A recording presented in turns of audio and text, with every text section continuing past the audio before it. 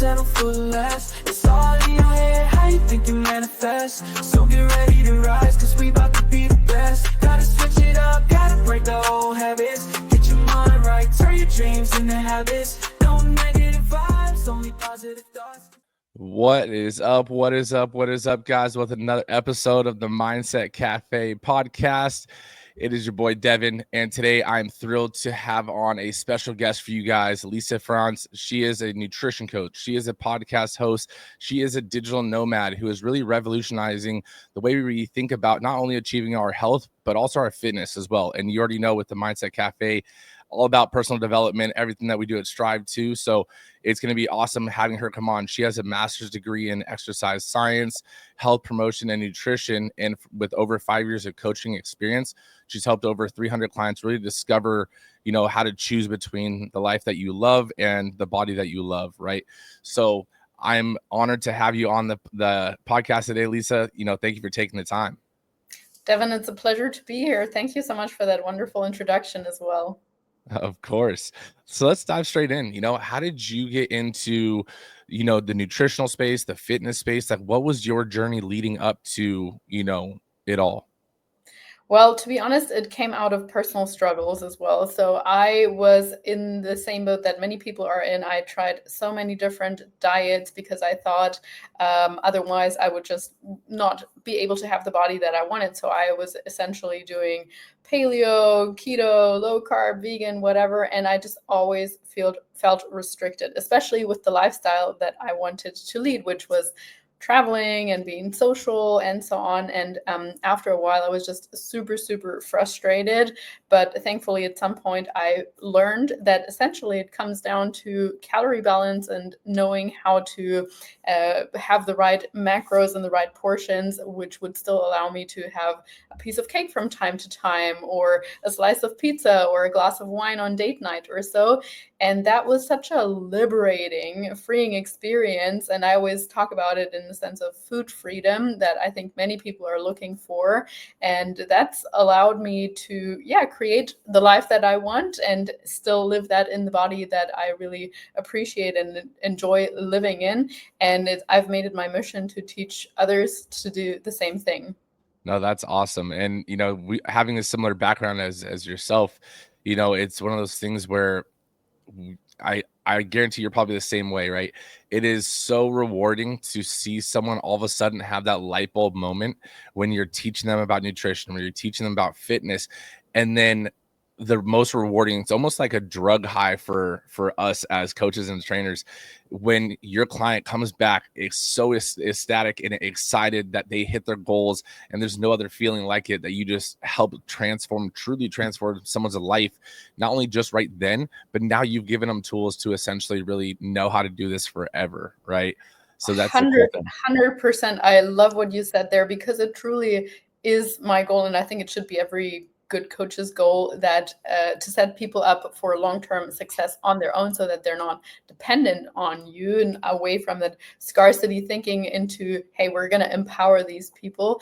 And not just that, because if people are successful with what they're doing, they're going to pass that on to their children. They're going to live a longer and happier life as well. So truly, it's just a whole cascade. And it really, like you say, sometimes when people come back from like, hey, I wasn't afraid of that carb anymore, or hey, I was on vacation and I actually maintained my weight. And like, that's a really big point. I think nowadays, we, or most people, struggle with moderation when it comes to anything. It's so easy to like yo-yo back and forth, or we love the extremes, and we're told by society that is quote unquote the norm. It's normal to gain weight over the holidays, or it's normal to come back 5 pounds heavier from vacation, to go extreme on the weekends, and to over restrict during the week.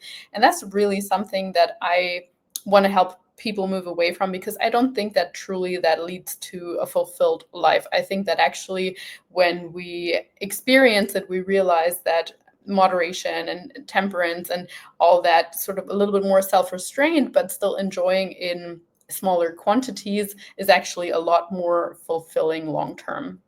100%. No, and I definitely agree with you. And something that you said earlier right there, it was like, you want to be able to teach people how to do this stuff long term, right? And this is one of the biggest things when I was doing personal training. I would tell clients like, within 8 weeks, 12 weeks, whatever the case was for that person, like you'll learn and you'll achieve majority of the goals, right? But you also learn how to keep going and achieve them.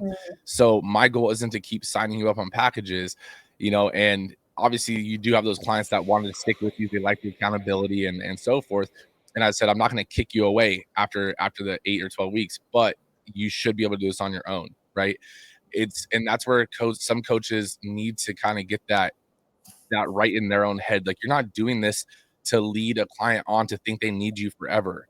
That's not a coach, right? A coach is someone that's teaching someone else how to do something. You're coaching them how to be sufficient without you, right? That's such a good point. I think, I mean, generally speaking, I am a huge proponent of having a coach in various areas of your life, whether that's financially, relationships, or obviously nutrition or training. But I think at some point you should get to the point where you maybe not necessarily outgrow your coach, but where you have gotten what you can from that one coach. And then it might be time to take a little break and continue on your own, and then maybe look for a new coach. But if you're always with the same coach, there is some benefit to that, in the sense that they already really know you very, very well. For example, I do have clients with whom I have worked with maybe 4 or 3 years, and to your point, they love it for the point of accountability. They love it for the point of, hey, we already know that it's pretty normal how your body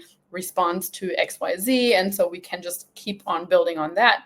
But the majority of people, they're like with me for like maybe 8 to 18 months, somewhere but in that realm, and then they go out on their own, and they might find a different coach with whom they work on something else on. And yeah, I think that is such a good point. You shouldn't, as a coach, you shouldn't go into it like, oh, I need to keep that client for as long as possible. Yeah, you got to realize as a coach, like, if you give a client the results and you teach them how to do this thing, whether they stay or not, and they become one of those like lifelong clients, right? Because you will have those kind of people.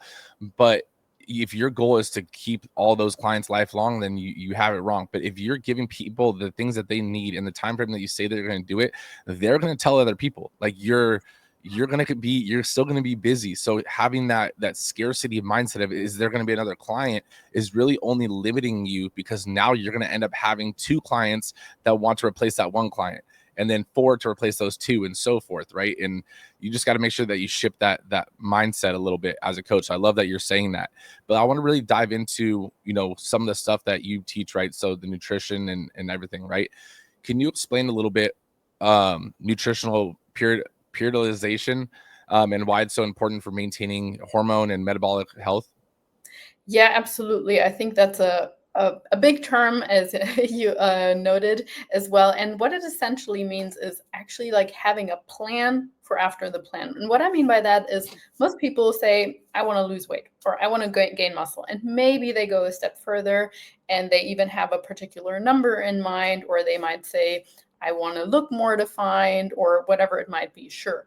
But oftentimes it, first of all, fails with defining that more clearly in the sense of action steps, but more importantly, in the sense of timeline. People don't necessarily think what's realistic, what's not realistic, and then what happens afterwards. So for example, in the instance of weight loss, we want to look at, right, how long is that going to take us? If someone wants to lose 15 pounds, many people might think, oh, I'm just going to do a 6-week crash diet and whatever, that's it. Well, that's the first problem. We want to go about it in a moderate, healthy way. I generally don't really aim for much more than about, let's say, a pound per week, depending on your current situation. Of course, if you've got a lot more to lose, then that's different. But, let's just say a pound per week. So that already gives people a bit of an expectation. Because if we go about it in a more moderate way, chances are you're going to pick up more of the habits, and they're going to stick more along the way. And so you're not yo-yoing back and forth this time. That would be my goal. So again, establishing a timeline, but more importantly, then also when we get to the goal, I'm not going to say, okay, see you later, Maria, good luck now. For me, the most important thing is that we then reverse you out of this. And so that means going through a strategic progress of increasing the calories again. So when we want to lose weight, regardless of what dietary pattern we follow, we need to be in a calorie deficit. So meaning consuming less than what the body is burning. That's pretty clear to most people. But then when they get to the end of the diet, one of two things happen. Either they just go back to the previous ways of eating, or say, oh, I want to just eat intuitively now. And that's one of the worst things we can do, because your body is going to send you all the hunger signals to put that weight back on. It doesn't actually want you to lose the weight, because a little bit of extra cushion is helpful for you to survive. And so it's thinking, what if another hunger period comes along? I'm actually going to send that person to all the signals to gain the weight back, and maybe a little bit more in case there is another hunger period. So you're going to experience more hunger. And on top of that, physiologically speaking, at that point in time, your body is also more inclined to store that extra food that you're eating because of your higher hunger signals as body fat. Again, more fat cells and so on. Your body wants you to put the weight back on. So first red flag, don't try to do intuitive eating right after your diet. You're going to put that weight back on. The other thing that often happens is people are so scared of increasing their food again, so that they stay in this really low calorie state. Particularly women are often prone to that, but I mean, actually probably both genders. So we don't want to stay there. That's not healthy for your metabolism. We get an adapted metabolism that way, meaning your body starts burning less. And number two, it's also not great for your hormones, or if you ever want to lose weight again in the future, it's just not a good place to be. So we want to bring the calories back up to a maintenance level, so meaning the same amount of food going in than out, but we want to do that in a gradual, progressive manner so that your weight actually stays the same and you maintain your goals. And so that's the second part of periodization. And then we might think about, okay, are you really content with where you're at the moment, or do you actually want to go into another weight loss phase, maybe in the later half of the year, or maybe you want to even go into a muscle gaining phase? So really like strategically thinking about, what am I doing this year? And even strategically approaching quote unquote maintenance phase. So the phase where we're just aiming to stay at the same weight. And that's actually some of the most undervalued phases of the periodization, because most people just think that I just do that naturally. But like, to be honest, the majority of people struggle with that. Their weight just yo-yos all over the place. As I was just saying, it's totally acceptable to have like 5 pounds here more, and then over restrict again, go on your juice diet or so, dropping the weight again and up. So actually practicing maintenance is a really, really challenging skill for some, and that can be one of the most helpful times to have a coach during that phase in time. So yes, that's what we mean by nutritional periodization, and the same can go for a muscle gaining phase. So if someone says, I want to build a bigger booty, or I want to have a more defined chest or so, that can and should also be done in a strategic way, where we don't just say like, I'm going to eat a ton more and then you pile on more fat as well. But we want to just do that in a more gradual way. We don't need to do a quote unquote dirty bulk in order to actually build some muscle. No, that's 100% true. Yeah, it's basically like there's phases to it. You know, phase one, we're doing this, then phase two is this. What are maybe some of the misconceptions that you face, or that you as a coach get asked about, you know, fat loss or muscle building? Like when you're talking with clients, like, what are they telling you? Oh, I thought it was this, but you're like, no, that's not actually how it works. Well, so 2 points that I already touched on. So for one, sometimes people do think they need to really increase their calories a ton in order to be able to build muscle. I think often it comes more down to refining the training program, which is perhaps where your area of expertise also comes more in. But like really like pushing yourself a little bit closer to failure, optimizing your recovery, and then in those cases, 100, 200 calories in a surplus can be absolutely sufficient in order to build muscle in a more gradual way without piling on that extra fat. So that might be one point. And often women are especially like afraid of even doing a gaining phase, because it sounds like, oh no, I don't want to have a huge weight increase or so. But if you do it in that gradual way, it can actually be really empowering, and you restore your hormones during that time, and you just feel great overall. So I really encourage anyone really leaning into that and trying that from time to time.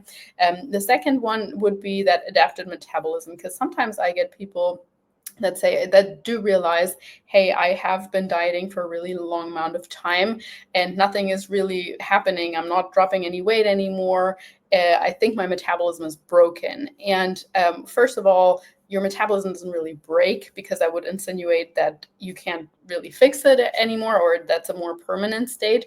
If anything, it is adapted. And the great news about that is that, as I mentioned, it can actually be reversed. So if you slowly, gradually increase the calories again, and then you stay at that maintenance level for some time, sending your body sort of a reassurance message of like, hey, we're taking care of you. There is food around. You can start burning again. You can optimize your hormones again. You can increase your energy output again.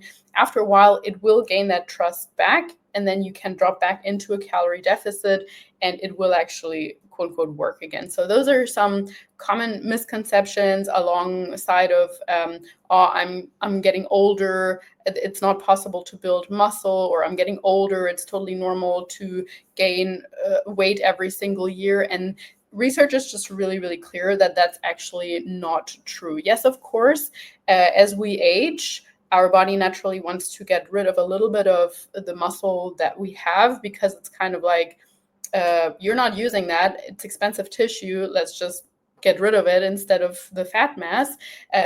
But if we work against that, if we do strength training, if we do consume a diet high or at least moderately high in protein, we automatically at least counter that and maintain the same amount of muscle. And also in regards to the metabolism slowing down as we age, that's really not to the same extent that people think it is. It might be 1% or so from the age of 60 onwards, if that. But aside from that, it's actually much more that our lifestyle just changes. So people might be very busy with their families, be a lot more sedentary, skip the gym more often, drink more alcohol, or be more stressed out, and that manifests in the weight piling on, as opposed to the aging itself being responsible for you gaining the weight. Yeah, no, definitely. And that is so true. And I think, I mean, I've had those talks with clients before, right? They, especially the elderly clients, and them being like, well, it's just because my body is, since I'm older, I'm weaker. I'm like, that's not how that really works. I was like, think about this. You used to work out, you told me, right, until you were about 35, 40, right?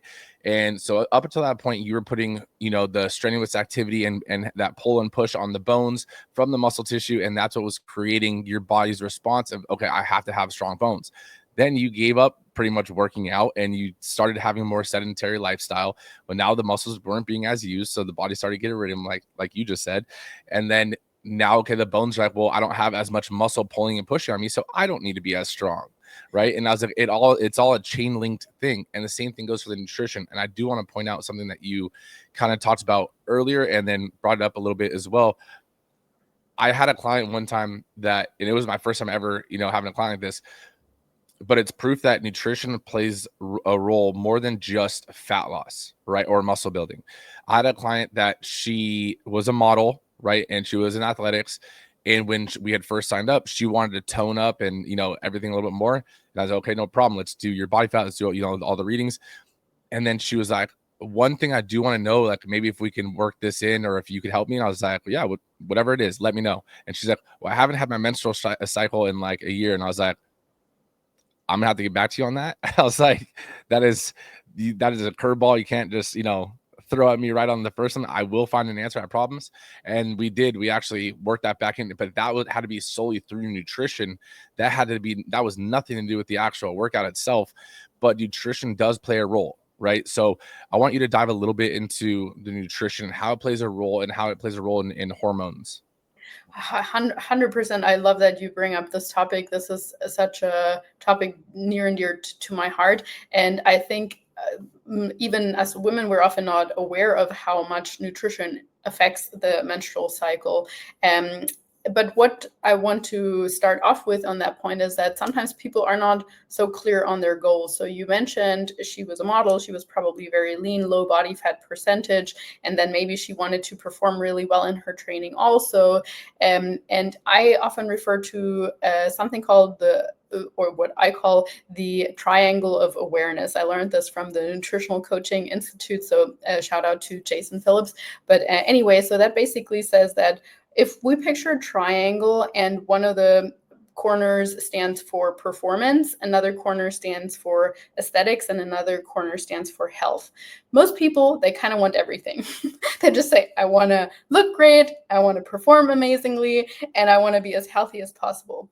The truth is, if we want to achieve optimal results in either one of those three corners, it's going to take a little bit away from the other one. Mm-hmm. So even though we sometimes look at athletes and we think, oh, wow, they look really healthy, they perform really well, and like they seem to just have it all. The truth is most high performance athletes are probably not as healthy as they could be because they're pushing their bodies too hard. They might also not be as lean as they could be, unless they're a bodybuilder or whatever. But they might not be like the optimal when it comes to their aesthetics because they're just focusing on performance. And so if we are realistic about this triangle, we need to realize, okay, what is my main objective? And if I'm happy to just be like a little bit more in the middle of everything, yes, we can have everything. But this lady that you were alluding to, she was clearly more on the side of aesthetics. And so that took away a little bit from her health triangle side. Mm-hmm. And meaning if we are too lean, that goes back to that whole safety thing where I was saying your body just really, its main function is to keep you alive. And so if it thinks, hey, there's not enough energy around, I'm just focused on getting you to survive day by day, I'm not going to put any additional energy into your reproductive system because you are barely keeping yourself alive. How would you ever be able to keep another human alive as well? We're not going to do that. And so automatically when we get to a certain body fat percentage as women, it's very likely that our menstrual cycle suffers. It's not always the case. Not all bikini competitors or models or whatever lose their cycle, but it is a possibility, a reasonably high possibility at that. And even men, as they get to a very, very low body fat percentage, they will have lower testosterone levels, their libido will be lower, all these kind of things that point towards reproduction are going to be suffering a little bit from that low body fat percentage. So as you mentioned, like one of the easiest, quote unquote, easiest things we can do is just give the body more energy so that gets that safety signal right away, where we increase the calories and we just have that conversation with the client. Hey, if you really want to be healthy, let's say this lady, maybe she wanted to get pregnant within the next 3 to 5 years or so. If that is the case, we do need to add a little bit of body fat to your body, even if it's just a couple percent, that might be 3 to 5 pounds or so. You're still going to look amazing. In fact, you might actually look a little bit more defined, a little bit rounder, more curves, whatever, but in a good way. So we're going to bring up your calories, ideally also through higher healthy fats, because fats are directly involved in hormone production. And that way you are more likely to have a more regular cycle. And our cycle really as a woman, it's kind of a report card for our health. So meaning we can tell by how regular or not regular it is if your body is in a good state when it comes to longevity type of thing. And I mean, training does play a little bit of a role. And for example, sometimes women lose their cycle, not necessarily just because their calories are low, but also because they're on a really, really high stress load overall. So again, going back to the safety signal, if the body thinks, okay, maybe enough food is around, but you're so stressed out by your work, by your partner, by this and this and this and that, and your training is just another stressor because you're doing all this HIIT all the time, it might also not have a regular cycle. And so we could regulate the training a little bit by maybe moving away a bit from the high stress training into more of a training type that's not as stressful for the central nervous system. So perhaps less compound lifts and more isolation lifts. perhaps less high intensity interval training and a little bit more slow, steady state endurance training. Those are just some possible methods. That's not a one size fits all. But yeah, certainly training, sleep, all these things can also help us establish a regular cycle again. Yeah, and one that you just mentioned right there too. But yes, there is nutrition, the fitness. Like it is not one size fits all, and that's the biggest thing. Like I struggle with having to tell people, like when I have these conversations. Not that I struggle with it. It's like you obviously can't get it into everyone's mind, but at one time, right? But with social media and thinking that this is how you have to do it in order to get this result, there is 10,000 paths to get you to that end goal, and you have to find the one key or a couple of the keys that can unlock the paths that work for you, both nutrition and both in fitness. But I can guarantee all the paths include sleep, right? Mm. And believe me, like I am the biggest like hypocrite like on this one, because I don't sleep as much as I probably should, right? But I know that I should, and that's the difference, right? Other people think that you can get away with it, and they think that you can catch up with it on the weekend. Sleep doesn't work that way, right? It is, you lose the sleep, you lose the sleep, right? There is no on the weekend sleep for all day long and you just recouped all those hours. It doesn't work that way. So if you're not getting enough sleep in anything like, you know, high blood pressure, or, you know, any of these like random things that you're starting to, you know, have acute, you know, symptoms of, try just getting a little more sleep and see if that changes things first, you know, and if you're not getting enough sleep. But I do want to go into something else that you had mentioned earlier when you were talking about your own story. So I want to rewind a little bit on that, because everything you just said with nutrition is so crucial, and I think it is so important for people to really know this. How do you help clients with really enjoying, let's say, social settings, or, you know, putting down that piece of cake or enjoying that piece of cake, right? And eating those fun foods now that the holidays are coming up and everything, and staying on track for their goals? Great question. Just touching on what you just said still though, I do think that if someone listening is looking for a good coach or trying to establish like what could be a good coach, generally speaking, they're going to ask you a lot of questions. So if they just say, this is how it is, and here's my plan, because you're a woman and you're, I don't know, 5'2" or whatever, you should run for the forest. This is not a good coach. They should almost always say like, oh, it depends. If you're like, is this true or not? It depends. Or like just really going into the nuanced sides of things. And yeah, if someone is like dogmatic and just saying this worked for me, so it's going to work for you, or everyone has to do intermittent fasting or so, I would also say that is a red flag, because it Yes. is so personalized. But yeah, great question in regards to how do we fit fun foods in. So I think first of all, it comes down to expectations. Of course, if someone is at the very last stretch of a dieting phase and they want to get rid of those last 2-3 pounds, we do need to be a little bit more dialed in and accurate, and we probably can't or shouldn't eat out 2-3 times per week. It's just not as conducive to your health. So if you are heading into the holidays thinking it's going to be realistic to lose 2 pounds per week, I would kind of rethink that, how you're going to approach the holidays. But if we're just assuming we are wanting to maintain results, we are wanting to just get out of the holidays without having that extra weight piled on, it often comes down to, number one, planning. So thinking about what is this particular day going to look like. If you are anticipating a larger meal in the evening, let's say you might have a friends get together for Christmas, don't just eat the same things in the morning and at lunchtime that you normally would with a smaller dinner, because obviously that's going to put you into a calorie surplus over your budget for the day.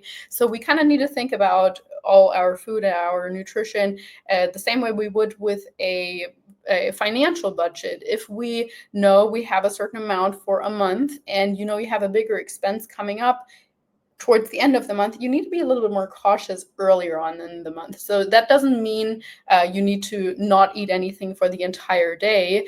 It more means that, okay, let's focus our meals earlier on in the day on protein, maybe some fiber, so vegetables, a little bit of fruit, so that you get to that social setting in a satiated state or somewhat satiated, and you're not inclined to eat everything that's on the table.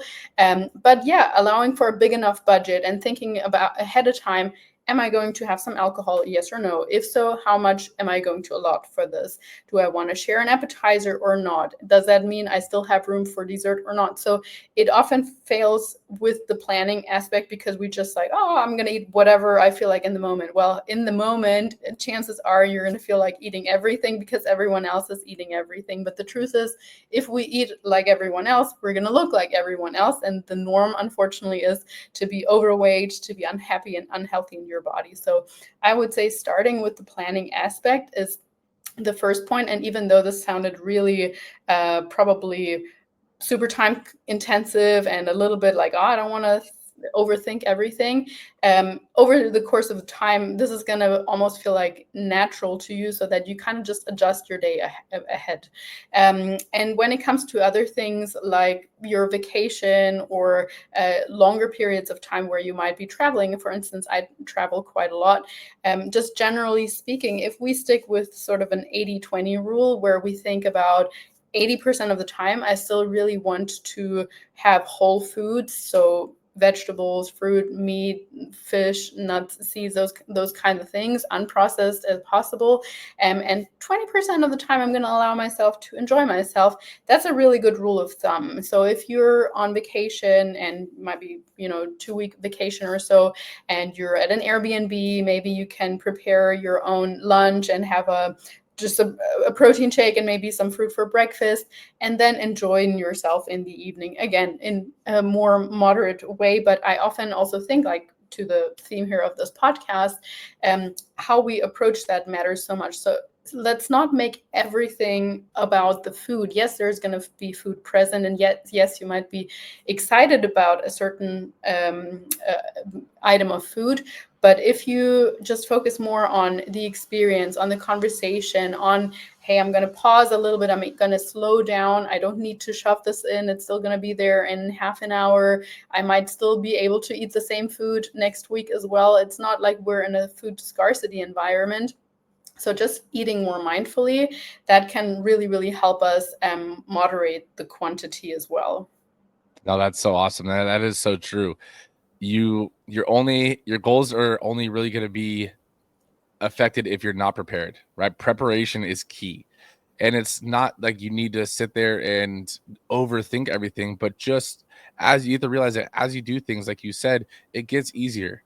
These tasks that seem so tedious right now become habits. And your habits, like brushing your teeth, isn't that tedious because you do it every single day, right? It's just natural, right? So I think it's so awesome. Now, I do want to, before we wrap up, I'd like to ask this question. On Lisa's legacy wall, you get to leave one lasting message, right? And the message could be anything. It doesn't have to be about nutrition or fitness, but about your personal journey in both coaching, entrepreneurship, or in fitness and nutrition. What would be the lasting message that you leave for the up and coming generations? That's a loaded question. I love it though. I would say my advice would be, or my wish would be, for everyone to craft their life and live their life intentionally.